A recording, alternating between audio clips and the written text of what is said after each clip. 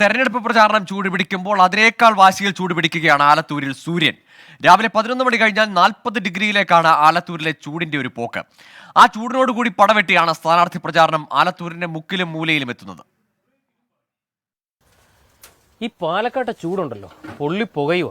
എങ്ങനെയാണോ നമ്മുടെ സ്ഥാനാർത്ഥികളൊക്കെ ഈ സമയത്ത് പുറത്തിറങ്ങി നടക്കുന്നത്? അവർക്ക് വോട്ടല്ലാണ് പ്രധാനം. ഈ ചൂടൊന്നും അവർക്കൊരു പ്രശ്നമല്ലല്ലോ. എങ്കിൽ നമുക്കൊരു കാര്യം ചെയ്താലോ, അവരുടെ ചൂട് എത്രത്തോളം ഉണ്ടെന്നൊന്ന് പോയി നോക്കിയാലോ. റെഡിയെങ്കിൽ.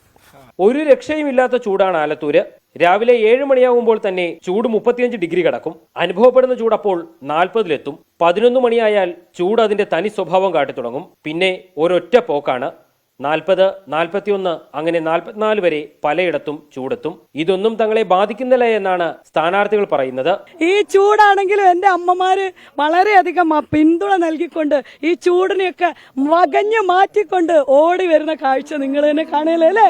ആ പ്രാർത്ഥനയും പിന്തുണയുമാണ് മുന്നോട്ട് പോകാനുള്ള കരുത്ത്. ചൂട് കൂടുന്നതനുസരിച്ച് രമ്യയുടെ പാട്ടിന്റെ എണ്ണവും കൂടുന്നുണ്ടെന്ന് കൂടെയുള്ളവർ തന്നെ പറയുന്നു.